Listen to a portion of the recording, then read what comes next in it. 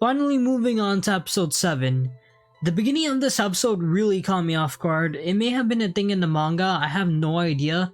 But seeing Jigote 13 soon after Kubo revealed an illustration in a weekly Shonen Jump magazine for the designs of these members from back then, it was either intentional or a crazy coincidence. What's definitely not a coincidence is how they changed the ending visuals for this episode to the captains from the OG Gote 13.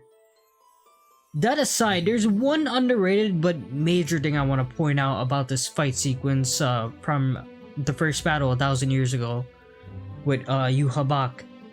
That development for Sasakibe, in the OG anime he barely got any screen time and was literally soloed by Ichigo during the Soul Society arc, but I love what they're doing now with first that flashback from episode 5 with him and Yamamoto, us getting to understand his character a little more, and now with him having caught Yhwach lacking when he pierced him through the heart. I think he pierced him through the heart.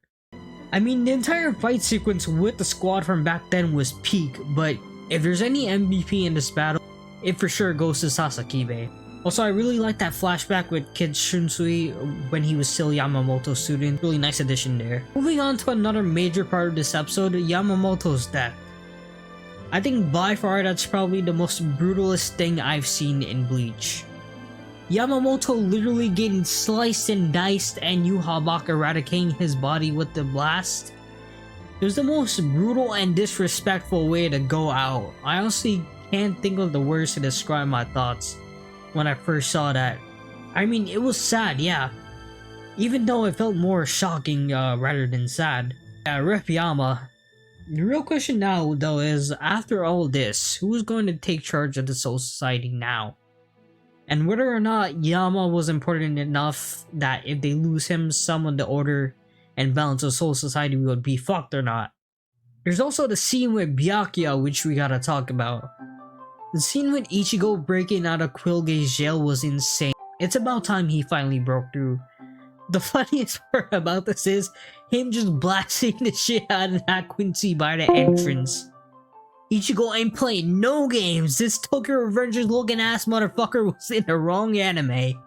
Going back to the Byakuya situation though, I found it a little crazy that the first thing Ichigo does is go to Byakuya. I guess it makes sense considering how he saw Rukia and Renji knocked out on the ground.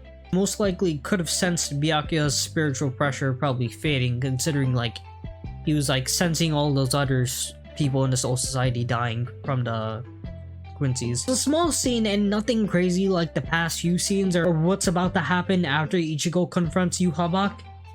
In my opinion though, it's one of the best scenes of this episode, and I kinda hate to say it, but this hits me more than Yamamoto's death. Byakuya crying and putting his pride aside to ask for Ichigo's help really hits different, and I'm not the only one who said something like this.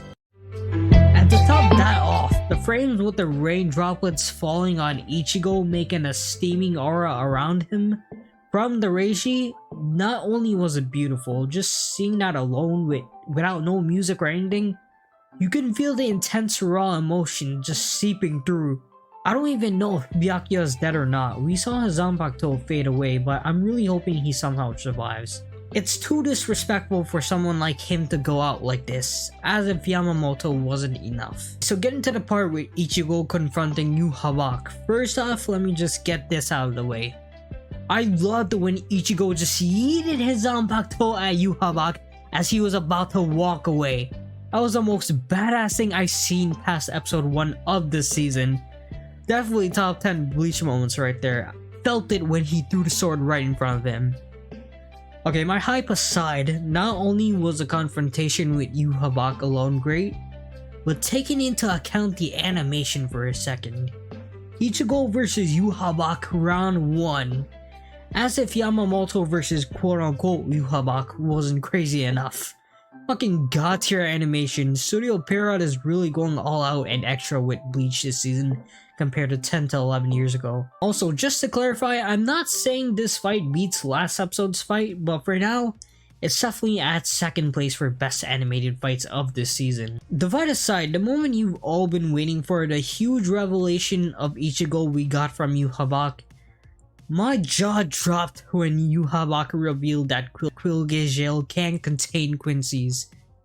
At first, I just had the impression he was probably talking about Ichigo being that OP that he could absorb some of that Quincy power from Quilgagel the more he keeps attacking it. The fact this tied into Ichigo's mother after all this time, and having learned nothing about her, I had nothing to say, just completely left in awe. No, I'm not the only one. You end the episode off with a huge bombshell like that and just casually move on without giving more details? You can't just do that. I swear, I hope they give some more exposition to this within the next few episodes, or I'm gonna be filing some complaints to the directors. Yeah, it's pretty crazy to think that it just didn't end with Ichigo being half human and half Soul Reaper, but he had to be half Quincy and half Soul Reaper. Well, I'm not entirely sure. Maybe Quincy's are kind of humans also. Well, maybe I'm tripping. Lots of exposition, lots of turning points for the story, and tons of great moments animation-wise and story-wise. I think that's all I have for now. This review is kind of getting long, so I'm going to end the video here. Let me know what you guys thought about these episodes down in the comments. Make sure to subscribe and like this video for more of these, and I'll see you guys in the next one.